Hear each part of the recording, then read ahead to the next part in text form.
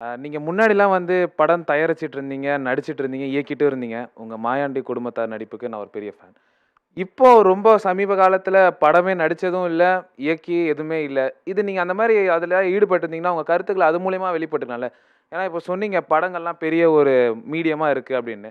நீங்க ஏன் ஒரு படம் இயக்கி, நடிச்சு உங்க கருத்துக்கள், அரசியல் கருத்துக்கள ஏன் அது மூலியமா நீங்க வெளிப்படுத்தக்கூடாது? அது ஒரு பெரிய வாய்ப்பு, ஒரு பிளாட்ஃபார்மா இருக்கு இல்லையா? இல்ல அது சரிதான். அது இப்ப நடிக்கிறது கொஞ்சம் 2 நாள், 3 நாள் நேரம் செலவழிச்சு, இப்ப கூட தம்பி விக்னேஷ் சிவனுக்காக போய் நடிச்சேன். தம்பிங்கிறனால நடிச்சு குடுத்தாரு. அது செய்யலாம். அதுக்கு ஒரு நேரம் வேணும். 2வது அண்ணன வச்சு எடுக்கிறதுல திரையரங்கு குடுப்பாங்களா? இது படுவாங்களா? அதில பயம் ஒண்ணு இருக்குது.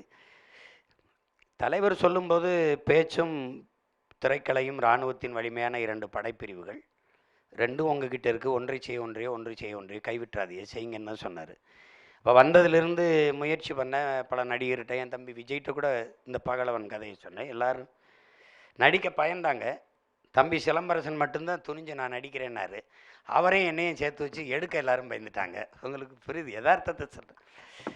அப்புறம் அதுக்கப்புறம் அதில பெரிய முயற்சி இல்ல. அத விட்டுட்டேன்.